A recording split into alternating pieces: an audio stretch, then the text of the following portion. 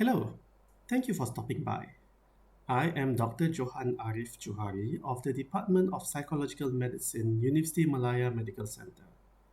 My co-authors, Professor Jesjeet Singh Gill and Dr. Benedict Francis of the Department of Psychological Medicine, University of Malaya, and I have written and published this article, The Silent Epidemic, Coping Strategies and Mental Disorders Among the LGBT plus Community in Malaysia.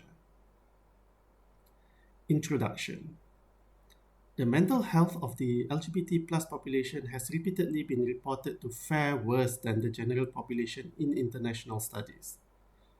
Homosexual and bisexual individuals are 1.5 times more likely to develop depressive disorders, anxiety disorders, and substance dependence. They are also twice as often to have attempted suicide. Among the transgendered, serious psychological distress occur 8 times more than the general population, and they are 10 times more likely to attempt suicide.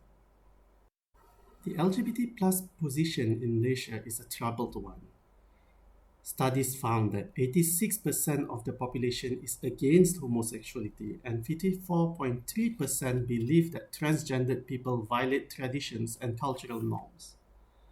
The LGBT plus community in Malaysia is also living under threat of persecution by both the country's Circular Penal Code and the Islamic Sharia laws, with the former carrying a maximum penalty of 20 years of imprisonment and raping. Politically, leaders from both the ruling and opposition coalitions have vowed to not recognize and even fight against the LGBT plus. Given the massive opposition that the community faces, we wanted to study the prevalence of mental disorders in the Malaysian LGBT community, their coping strategies, and their socio-demographic correlates. To date, studies involving members of the LGBT plus in Malaysia focused on sexually transmitted diseases, men who have sex with men, and trans women. This paper is a landmark study that looks into the mental health disorders of the general LGBT plus population in Malaysia as a whole. Methods. Due to the difficulties stated above, we resorted to the snowball sampling method. Various support groups and non-governmental organizations were approached. Advertisements were disseminated through these groups as well as social media. Potential participants meeting the following criteria were included: Malaysian, age 18 or older, identifies as either non-cisgendered or non-heterosexual or both, and able to understand and answer in either Malay or English or both. A total of 152 participants were recruited. The participants started with filling in a socio-demographic questionnaire and the brief coping orientation to problem experience inventory or brief cope. After that, they are interviewed using the Mini International Neuropsychiatric Interview or MINI to come to a diagnosis.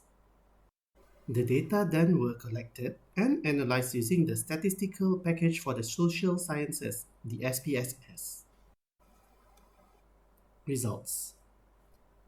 59.9% of the participants identified as male, 20.4% as female, 4.6% as trans men, 3.3% as trans women, and 11.8% as others.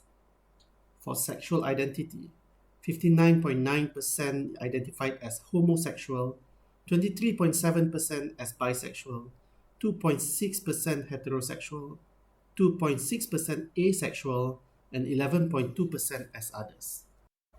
The mean age of the participants was 28.1 years old. 91.4% had tertiary education, while 8.6% had secondary education. 64.5% were working, 23.7% were studying, and 11.8% were unemployed. The most prevalent mental disorders found were major depressive disorder or MDD at 40.1%, agoraphobia at 22.4%, and suicidal behavior disorder at 21.1%. Overall, the prevalence of at least one diagnosable mental disorder as listed in the MINI was 80.3%.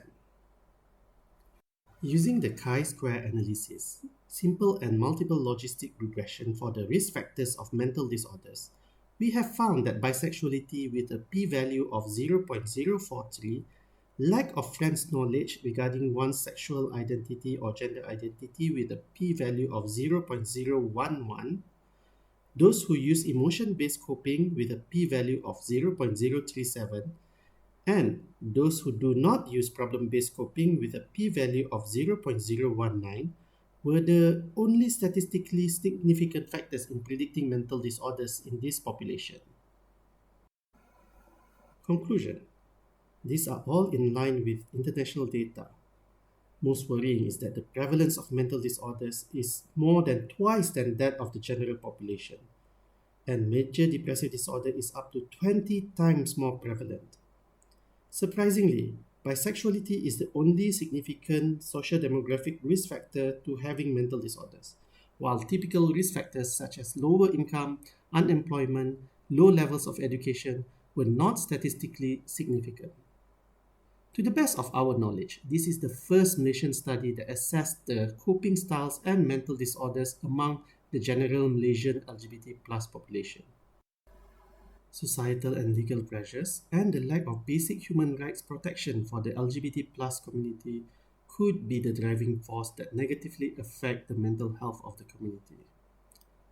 Therefore, a lot more studies need to be conducted to better understand and manage the mental health issues of this marginalized population. Thank you for your time, and I hope that you enjoy the rest of your stay at this conference.